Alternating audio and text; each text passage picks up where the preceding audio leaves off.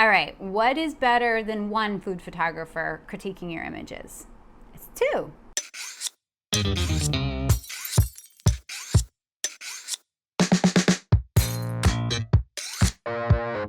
What's shakin' bacon? I'm Joni Simon. Welcome to my studio. This is where I do food photography. So if you're into that, you go ahead and hit the subscribe button.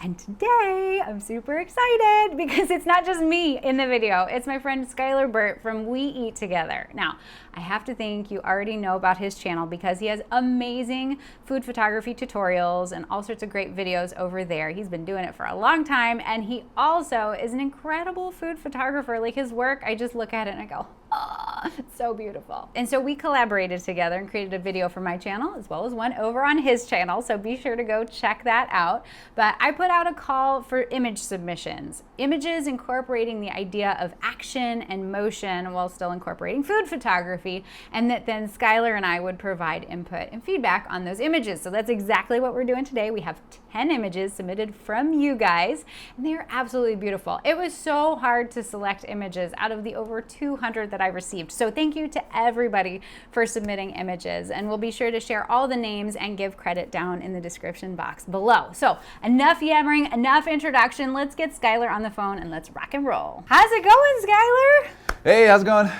I'm great. I'm so excited to have you here today. And what I'm most excited about is, I mean, of course, you are an amazing photographer. I love your work. It's so much fun to follow on Instagram as well as YouTube. Thanks for the kind words. Of course, but what I want people to know is, I mean, you're like a secret ninja because not only are you an amazing, accomplished food photographer, but you also have a background in education, right? I do, yeah. I was a university teacher in the Middle East, actually, of all places. Oh, wow. I traveled around the world and wound up in Muscat, Oman, and taught studio photography there at a university for about 8 years. Specifically food photography. I kind of geared my course around food photography and used it as a springboard for all other types of studio photography, so yeah. That's amazing. So anybody who's here on The Bite Shot who's not following you already definitely needs to go subscribe because the quality of education, quality of production you provide is absolutely amazing, and we can all learn a lot from you. So I'm glad to be doing this today. I've got to think you've had some moments of valuable critique in your past, yeah? Lots of critique class at the university, yeah. Every week we would do it, yeah. Some are, harsher than others, but this will be a nice one, I promise. Okay, the gloves will are on. Be nice. Yeah. Because that's the thing, and just to kind of like preface this whole video is, when it comes to giving constructive criticism and feedback to people, people have to realize that we both come with our own perspectives, our own unique biases, that, everybody should take this with a grain of salt, and we also don't necessarily know everything involved in these particular images. So we're just going based on what we're seeing. But that being said, we are happy to offer our honest feedback, right? Righto. So let's start off. We've got this one from Amaara White, and it is these delicious looking chocolate cupcakes. And first and foremost, I just want to say, from like a piping standpoint, piping that frosting, Amaara, this is beautifully done because those are perfectly topped cupcakes in my book. And what's fun too is I think that what makes this, I guess this is, in my opinion, kind of a more minimalistic approach to an image, right? We've got the similar subjects running throughout, but we don't have a lot of miscellaneous props. But what I think is the real like showstopper here is that we've got these beautiful little sparklers going on and that they're half extinguished, which I personally like. Yeah, I think the placement of the sparkle on each one of these is in a perfect spot. I mean, it could have gone any direction, really. You could have had the front one be at the top and the back two be at the bottom. But to have the back two at the top and the front one kind of grabbing your attention down there near the cupcake, I think was a really important decision. And I think you made a correct one.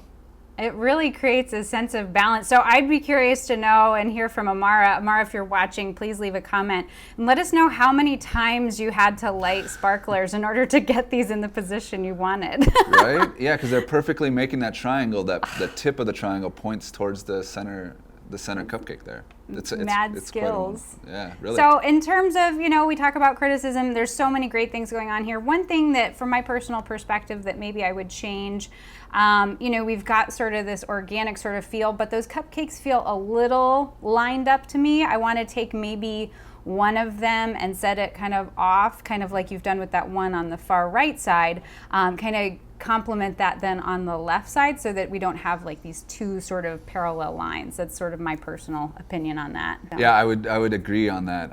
I would say the cupcake that's directly behind the center sparkle there in the background, I think should be removed. That way you have this nice negative space that the sparkle and the center cupcake can just bounce off of. Also, maybe just take that back cupcake there and move it to the left-hand side to, like you were saying, balance it out. Yeah. The composition's always a tricky thing, but I also like how Amaara's incorporated color here. We talk about brown food sometimes being really difficult to photograph, right? We've got kind of brown on brown and the gold, but that you've got this sort of blue undertone in the surface and backdrop. I think it really complements that nicely. Yeah, definitely. Yeah. I think that's my favorite part about the image is the way you were able to contrast the colors there and make the brown on brown actually stand out, even with the gold little pearls there and the gold sparkle. There's a lot of brown, and you're able to separate all those colors and make them each kind of contrast against each other, which is really nice. So on to our second image, and we're kind of there's some similarity, I think, from the previous image to this one, and this is from Ari, and I think it bears saying, because I don't think I mentioned this yet, is that in the request for all of these images that I requested they all incorporate in some way, shape, or fashion either movement or action, because to me, Skylar, you do such a great job of this, and you've got a really popular video on your channel all about movement, and I think you always incorporate the human element so beautifully. Do you like incorporating action into your images, Skylar? I really think including that human element is important in food photography, mainly because it makes it relatable to the viewer, especially if it's showing very high-class food that they might be a little bit cautious of because they think it's too complicated for them. So including that human element just really kind of brings them into the photo. I love that. So we've got a little human element going on here. Looks like we've got kind of this Prosecco cocktail going on, and there's some similarity just in terms of like those kind of more blue undertones of the background in contrast to then the really vibrant warm tones that are in that cocktail. And I really love the use of props here. This is a minimalistic approach, I think, but the props feel pretty natural and organically placed. I like the way that the cap of the champagne bottle and then that cork are placed, kind of creating that line. But yeah, what do you think, Skylar? Yeah, I agree. I think all the props work wonderful in this photo, and the colors work wonderful. It really, focuses your eye on that cocktail there, especially with the lemon there, pulling us into that. And great job on styling the lemon, by the way. I was just going to say, that is like some stunning garnish work. One of the things that maybe is a little problematic for me, or maybe it's just an opportunity, would be to either bring the bottle up higher or bring it down a little bit more. It's a little exactly too much of a whisper. Oh yeah? What are you going to say? Yeah, I would say bring it down a little bit more. I tend not to like streams of liquid coming out of the top of the frame when you don't see where they're coming from. It makes me kind of uncomfortable. I would say bring the bottle down and include that human element. Let's see like the whole hand that maybe cut off at the wrist, and we could see the bottle, we could see the beautiful pour coming out of the bottle there. And I think that would be even better. It would improve your composition a little bit more. Right now it's kind of uncut or cropped at an uncomfortable spot in the person's hand and in the bottle. And then you can use it for a product shot or an example. Well, I was going to say, if this was for the particular like brand of champagne or Prosecco, that we would be able to see that, and then just make sure that you're intentional about having the labels out, as they say. Sure. Yeah, it's all about creating that mood of I could use that, and you want that to be said from the client, like, oh, I could picture my product in a photo like this, and then they hire you. All right, so next up we've got another beverage shot. I think that of course beverages really lend toward action, so it makes sense that we've got a number of beverage shots here, but this is from Brendan Cox, and Brendan has got definitely the human element in multiple ways, not just a hand, which I think can be compositionally tricky, but has done a beautiful job. And I really love the way the light plays on this glass in this image that it really kind of pierces through the glass while getting enough highlight and reflection without being distracting. But really, ultimately, all signs point to driving our eye straight to that subject, both in terms of the incorporation of the hands and the pour. And I really like the mood that's created here in terms of the colors and the tones that are used. So I don't know, what are your thoughts on this image, Skylar? Yeah, I love the mood you have, and it looks very natural, and it looks very lifestyle, like what we would see as modern lifestyle photography. And it would be very difficult to create with studio strobes. So I'm not sure if you're using studio strobes here, but if you are, congratulations, because creating a mood like this and not overpowering it with your studio strobes would be very difficult, especially that the light is darker on the subject that's closer to the light source. So I'm kind of thinking it's maybe natural light. However, with that being said, I think what would make this photo extra special if you just had some beam of light, illuminating the liquid within the glass and within that pour. I mean, you have a little bit of it, in the pour, and that's great. I love it because it separates the pour from the shirt that the woman is wearing. But I would like to see that illumination in the glass as well. It would just make it so much more magical. And then maybe try some sprinkles of water on the outside of the glass or the outside of the shaker there, just to indicate that it's really cold, because that will also bring that freshness. Gotcha. I find that in the world of drink photography, and by no means is it an area of my expertise, I know enough to be dangerous, but to me, the world of drink photography seems that it's all in the details. Yeah, it really is a world apart from food photography as far as technical know-how that you have to make everything look good, and the amount of styling that has to go into such a simple photograph like this. Yeah. But you can nail it, and you can do it simply. But it's just bringing a little bit of those aspects from the commercial side of beverage photography and marrying them perfectly with the food style of photography. Yeah.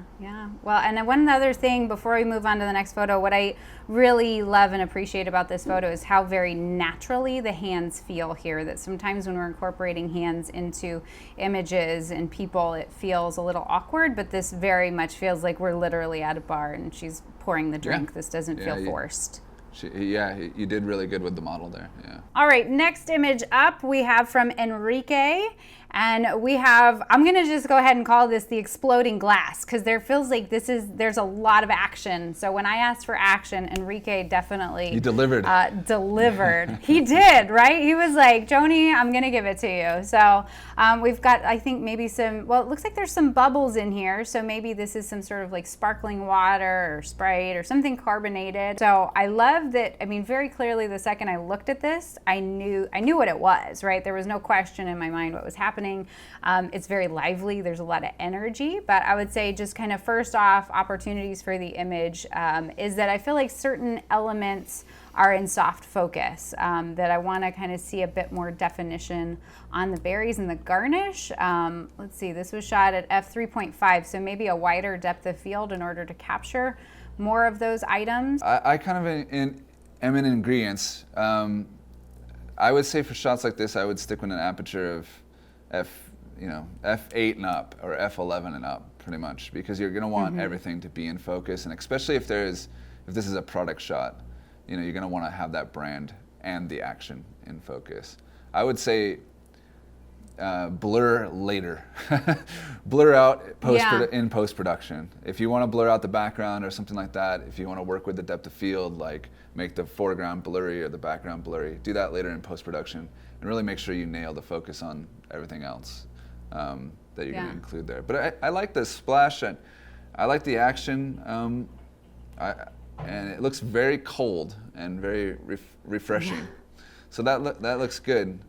And the light direction that you chose to give a holding line, what we call holding lines, on the outside of the glass, so you have a highlight on either side of the glass to separate it from the background.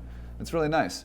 So can we expect a video like this from you in the future? It's in the works. This is kind of to pair up with my flying food or levitating food video. there's an easy way to do it, and there's a really difficult way to do it, or a way that takes a lot of equipment. And I would say that's the better way. It gives you more consistent results, but there is a price barrier into, you have to buy some studio strobes, and you have to buy some triggers for those strobes. Yeah. But you've got something that maybe is a little more cost conscious for any of us that's in the works? Yeah, for mere mortals, yeah. For the mere mortal photographer that can't afford thousands of dollars equipment. Yeah, that's the point of the video, yeah, definitely.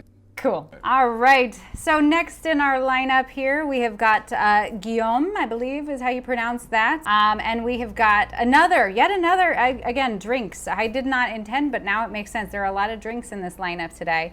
And there is some atmosphere happening. We've got the smoke on fleek here, right, Skylar? We've got a lot of fun smoke. Yeah, that's really cool. What do you think of smoke in images? Because it's like kind of an uncontrollable thing. It's really tough, and I can see you're using a smoker. Well, I don't know if you're actually, making this drink yourself or if a bartender is helping you, but I can see you're using a smoker to put smoke underneath the glass and then add smoke to the liquid. But you've really captured it well. I mean, having that light bounce across that smoke. You've really captured it well and made it very visible. So yeah, congratulations on that. Yeah, because what's really the trick? Like somebody trying to set up, I've never really gotten into the world of shooting smoke. What's really the trick to making sure that that's visible and captured so beautifully like it is here? Yeah, I mean, you want to make sure that the light bounces off the smoke and not through it, so you can, so it becomes opaque and you can actually see it, in the photograph without it being transparent. Yeah.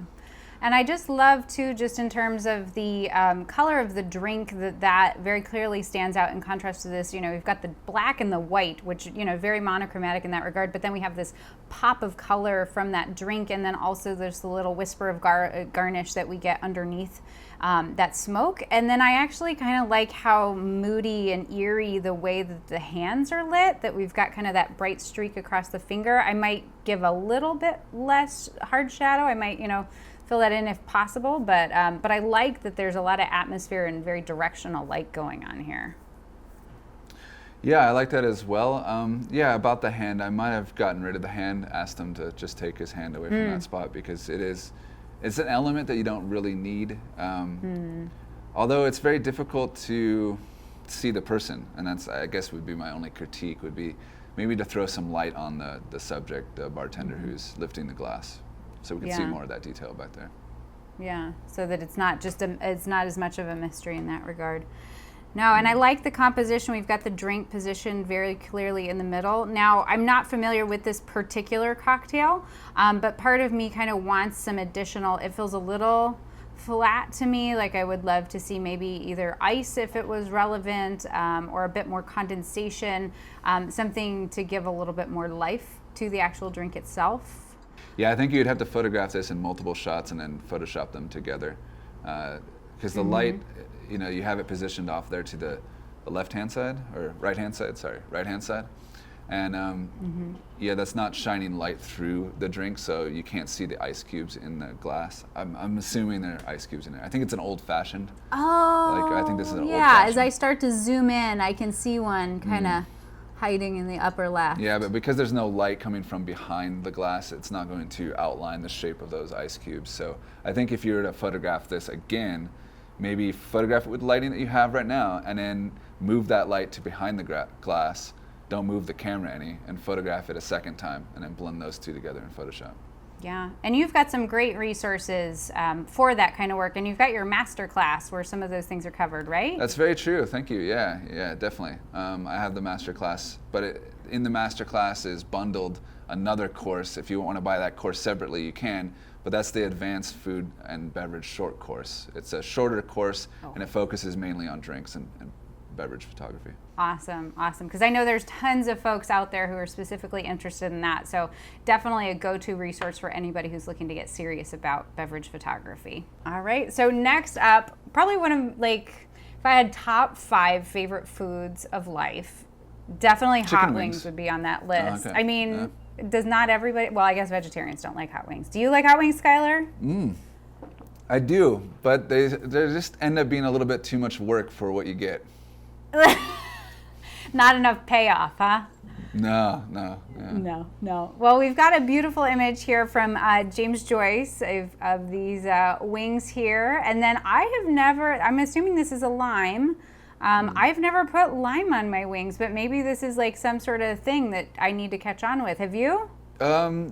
It makes sense to me, and maybe you're onto something there, James. Now, things that I love about going on in this image, I love that we can tell that those are juicy wings, right? That we're catching some of those really vital highlights to tell us that there's proper amount of sauce on here, because nobody wants dry chicken wings. And then I also like the soft focus that you've got the bokeh in the background in terms of that lighting, that this tells me this is a bar environment and that we've got, maybe some lights strung up on a patio.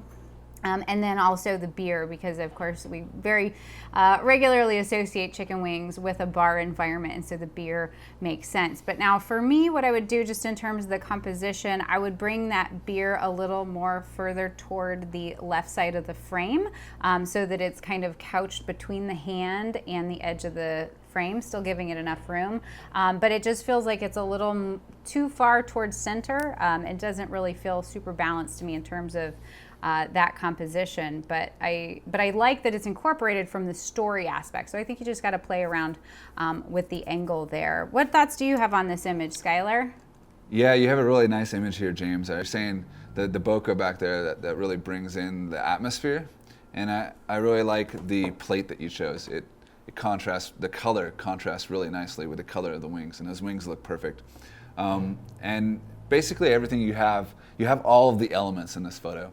I would say, again, like she was saying, move the beer over to the left-hand side. Maybe just to get a sliver of it.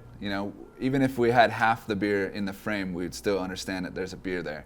And then I would go a step further and shine the light through the beer, and then have that light illuminate the chicken wings. It would add, not only would you get a highlight on the beer and you'd see all that golden goodness, but you get that golden light on the table, or maybe even on the plate as well, and it would have added an extra element. But I love the lime that you have going there, and that drip is perfect. Talk about nailing the action. Like when I said we need an action shot, absolutely James nailed it. All right, so next up we have got, this is a really interesting image. I just was so excited to see this come through, because this is definitely concept-wise, definitely different than most things that I see. So this is from Jason Carncross, and we've obviously got some coffee going in here, and we've got the life cycle of coffee, from beans to grounds to drinkable coffee, and everything, including the bags. I mean, this is like coffee on coffee on coffee. So I just love the concept, because there's a lot of creativity required for coming up with an image like this, plus some real technique. And now, Skylar, you are the man when it comes to compositing and putting things together. What would it require to do something like this? Okay, first off, Jason, it's a great photo. It's really cool. It's very unique. It's something that I've never seen before, and I think it's a cool idea. It's a very cool concept. The fact that you kept it almost tradition, like as if you were standing in Colombia or something like that and photographing somebody, pouring out some coffee beans. It looks like you photographed it on location, and that's really cool. So well done in the styling. An image like this would be created in multiple shots, so you would have him pour the beans first, and then you would keep that image, and you have him pour the ground coffee, and then I'm assuming somebody's pouring the liquid out of a decanter or something like that into the cup. And then you composite it all together using masks in Photoshop, or however you used it in Photoshop. There's a million different ways to do Photoshop, so I would use masks. But yeah, it's absolutely interesting. The one critique I would have, one thing that I would look at just as far as the actual splashes of the coffee, feels a lot, it's a lot of splashing going on. I might simplify that, and granted, it's liquid being poured, so the ability to control liquid being poured clearly takes a lot of different shots, but I feel like maybe one or two really strong ones where it's kind of all that coming off the front of it feels a little much to me. But I love the colors too, and just in terms of that denim apron as a background, and that we've got some pretty intentional light going on here. I like those harder shadows. I think it really, like you said, adds to the authenticity of the location, the space. Like I can just picture a big, giant window in this coffee roastery, just beaming through some beautiful morning light. Yeah, personally, I would have, because this is a very conceptual image and I could see it being used as an advertisement for a coffee company.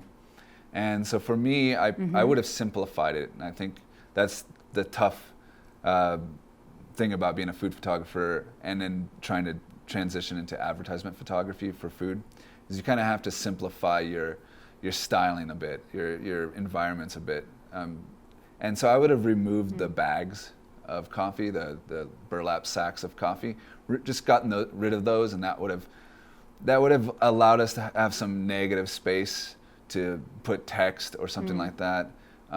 But then, like Joni was saying with the splashes in the coffee cup, again, I would have simplified that and just made one splash coming out of the side of the cup or something like that. I would have worked really hard to get that. Like, I know it's really difficult to get control the splashes, but having just one splash would have been classier, I guess, or more sophisticated than a bunch of splashes coming out.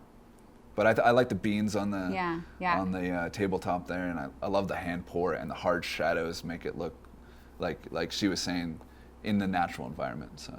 All right, next up is, I believe this food has its own national food holiday, that is the world of grilled cheese. And so this is from Marti, and we have got, as a personal experience with a lot of cheese pulls, you've done a great job with the cheese pull here, Marti, because timing is everything. When it comes to pulling cheese apart and getting that stringy, well, it's still attached. There's some science that goes into that. So extremely great job done there, Marti. And I also really love that you've got that white cheese in contrast to the dark background, and that we've got kind of a little bit of blues, not a ton of blues, but enough that it really contrasts nicely with that sandwich. And that I personally, I don't know about you, Skylar, but I love a good bit of charring on the griddle part of the sandwich. I don't know, what's your take on the char?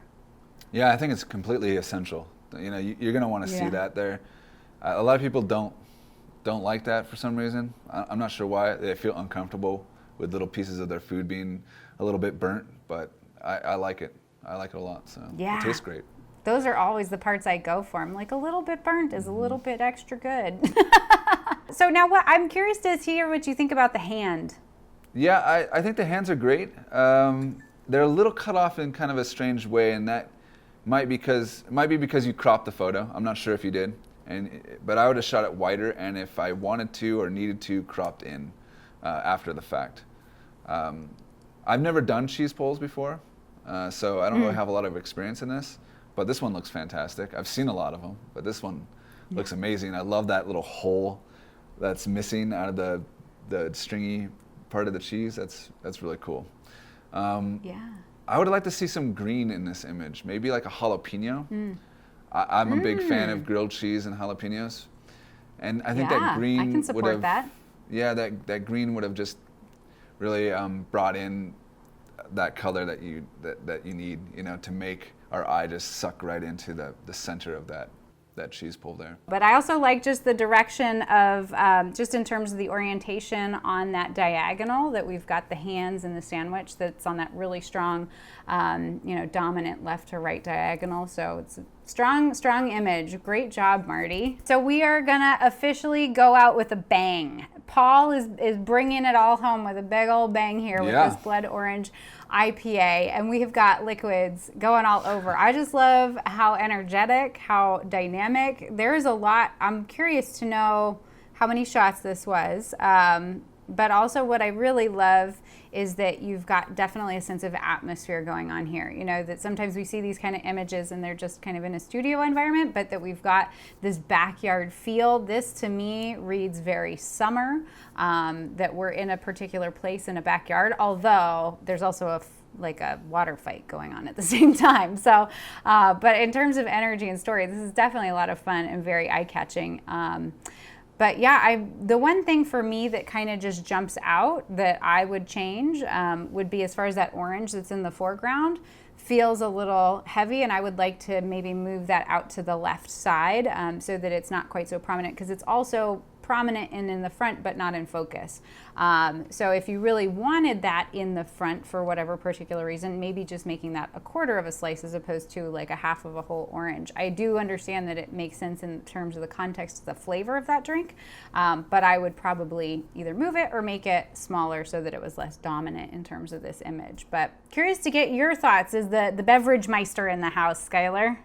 Yeah, is that a blood orange? I'm not sure. I can't really tell. Actually, I think it's a regular orange now that you mention that. I didn't even think of that. Yeah, I mean, I've chopped open a lot of blood oranges, and some are, redder than others. But it's a very. I'm going to start off by saying you did well with a very difficult subject. If the subject is the can, it's very hard to photograph a can like this because of the color of the can, and this color is going to contrast in a bad way with almost anything you put in the photo. You're gonna really have to work hard to make that can look beautiful. So with that being said, I think you did a pretty good job there.